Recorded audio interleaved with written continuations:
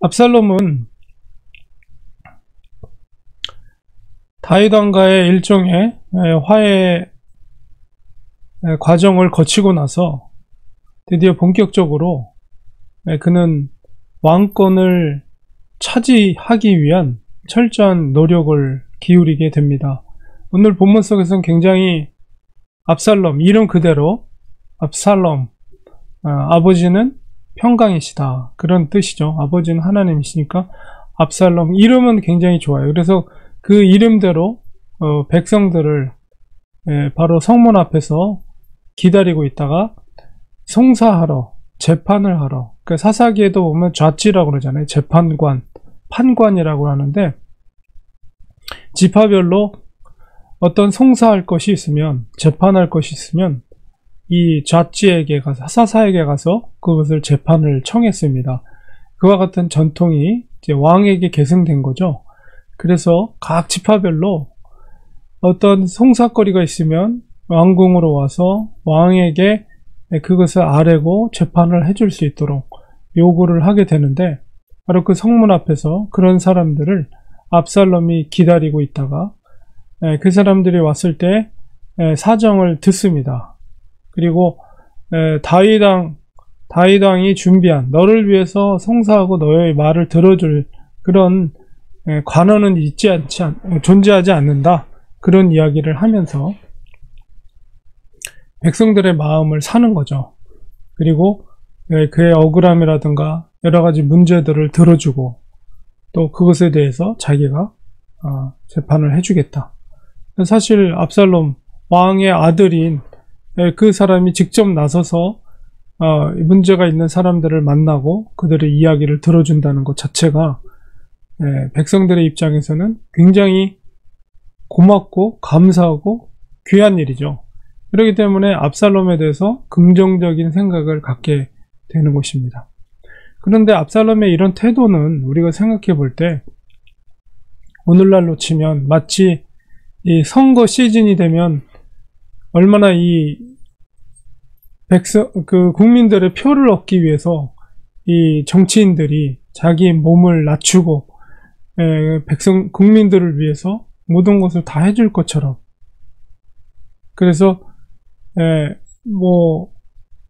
공약을 남발하고, 그리고 사람들을 만나면서 그 문제들을 다 들으면서 마치 그 모든 문제를 해결해 줄 것처럼 우리 선거철이 되면 정치인들이 그렇게 행보를 하는 것을 보지만, 실질적으로 투표가 끝나고 나면 그리고 정치를 하는 과정 속에서 그 공약들이 제대로 이루어지지 못하는 것들이 얼마나 많습니까?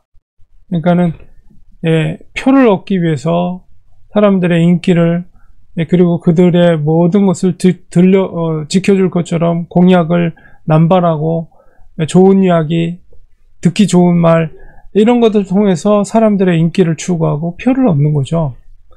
사실 근데 그것이 진짜 국민들을 위한 것인지, 아니면 자기가 국회의원이 되기 위해서, 아니면 대통령이 되기 위해서 그러는 건지 우리가 생각해 볼 때, 사실은 겉으로는 국민들을 위한다고 하지만은 사실은 자기가 권력을 얻기 위해서 그런 태도를 보이는 거죠. 이 압살롬도 역시 마찬가지입니다. 서열상으로 볼 때 왕권 서열 자기가 먼저이지만은 이미 전체적인 돌아가는 이 분위기 속에서 요압이라든가 이런 사람들은 자기가 아니라 아도나이를 어떤 후계자로 이렇게 하려는 정치적인 어떤 움직임들, 이런 것들을 아마 압살롬이 눈치를 챈 것 같고, 그 다음에 아버지가 비록 화해를 했지만은 자기를 왕으로서 세우려고 하는 마음이 없다는 것을 압살롬도 아마 눈치를 챘을 것입니다. 그렇기 때문에 그가 왕권을 쟁취하기 위해서는 스스로의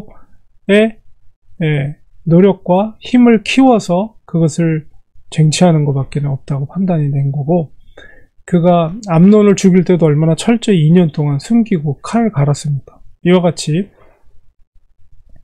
백성들의 마음을 빼앗아서 내가 뭔가 반란을 일으켜도 백성들의 마음을 빼앗기지 않고 나에게 돌릴 수 있을 그런 물밑 작업들을 지금 하고 있는 거죠.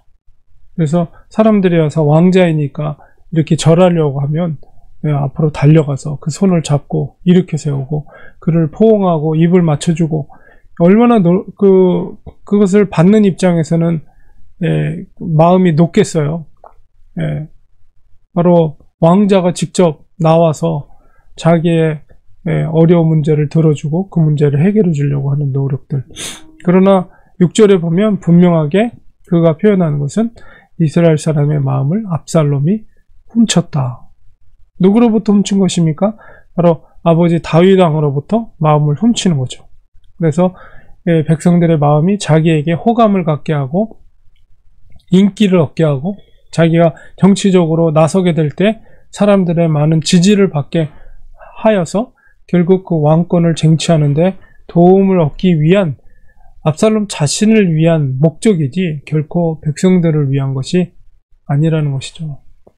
그래서 우리가 상대방에게 듣기 좋은 말, 인기를 추구하는 말, 이런 것을 하는 것이 우리는 그것을 조심해야 돼요. 듣는 사람 입장에서 기분이 좋을지 모르지만 과연 그것이 결과적으로 어떤 일을 초래하게 될 것인가 라고 했을 때 결국 그것이 바로 반란을 일으키고 나라의 국가가 쪼개지게 되고 백성들의 마음이 쪼개지게 찢어지게 되는 그런 결과를 초래하는 일이 되고 말았죠.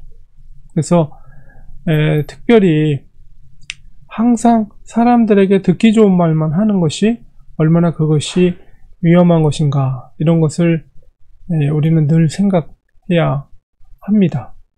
그리고 특별히 교회에서도 목회자들이 사람들에게 듣기 좋은 말만 하는 것은 과연 그게 성도들을 위한 것인가, 교회를 위한 것인가, 이런 걸 생각할 때 우리는 그것을 잘 분별해야 됩니다. 정말 상대방을 사랑한다면, 진지하게 상대방을 생각하는 사람이라면 결코 좋은 말만 할 수 없어요. 여러 가지 부족한 모습들, 객관적으로 연약한 모습들, 이런 것들을 얘기해 줘야지 그 사람이 올바로 진짜로 설 수 있는 그런 어떤 길을 준비를 할 수가 있는데, 좋은 말만 하면 자기가 뭘 잘못했는지 잘했는지를 분별할 수가 없습니다. 그와 같이 특히나 목회자들이 듣기 좋은 말만 한다는 것은 다른 목적이 있는 거죠. 뭔가 어떤 것을 기득권을 유지하기 위한 다른 목적. 정말 상대방을 사랑한다면 때로는 아픈 말도 할 수도 있고, 그러나 그렇다고 해서 미워하는 마음이 아니라 정말 사랑하는 마음에서는 그렇게 연약한 모습, 또 아픈 마음, 말, 이런 말들도 할 수 있다는 것입니다. 그러니까 우리가 특별히 정치인이 아니라더라도 사람과의 관계에서, 교회에서, 특히나 목회자들이 과연 어떤 위치에 서야 될 것인가 라고 했을 때 정말 하나님이 기뻐하신 뜻이 무엇인가를 알고 그 뜻대로 행하고 말할 수 있는 그런 태도를 갖는 것이 장기적으로 봤을 때 그 공동체를 건강하게 하는 것이다. 그래서 오늘 이 압살롬의 태도는 결코 이 이스라엘 공동체를 건강하게 하려는 목적이 아니라는 거예요. 자기의 개인적인 권력을 쟁취하기 위한 일종의 사탕발림, 그리고 소위 말하는 정치인들이 선거철마다 남발하는 그런 공약들, 그와 동일한 그런 행보라는 것을 우리가 기억하면서 항상 사람은 변함이 없어야 됩니다.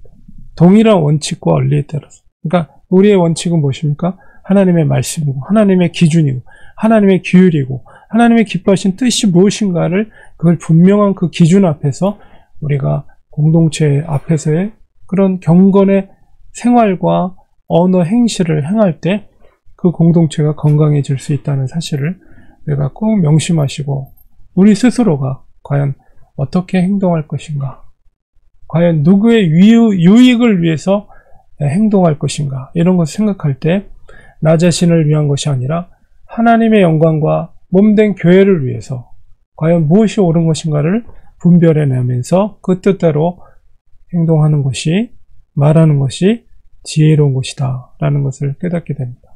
우리가 그런 생각을 가지고 오늘 이 시대 속에서 신앙생활을 할 수 있는 우리가 되어야 되겠습니다. 기도하겠습니다.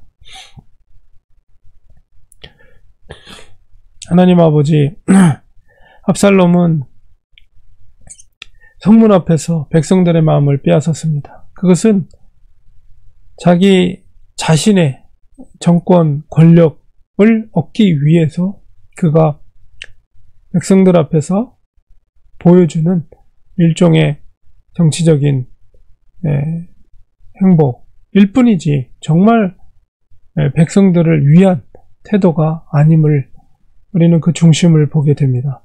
하나님, 우리들도 이 시대 가운데 우리 신앙생활을 해나가면서 과연 하나님의 뜻이 무엇인가, 하나님의 기뻐하시는 뜻이 무엇인가, 이런 것들을 분명하게 헤아려서 분별하여서 그 뜻대로 우리가 사람과의 관계 속에서 행동하고 말할 수 있는 우리가 되게 하여 주옵소서. 특별히 목사로서 사람들의 듣기 좋은 말만 하는 것이 아니라 정말 하나님이 원하시는 생명을 살릴 수 있는 말들을 할 수 있는 그런 목회자들이 많이 생길 수 있도록, 이 시대에 많이 생길 수 있도록 하나님께서 도와주시옵소서.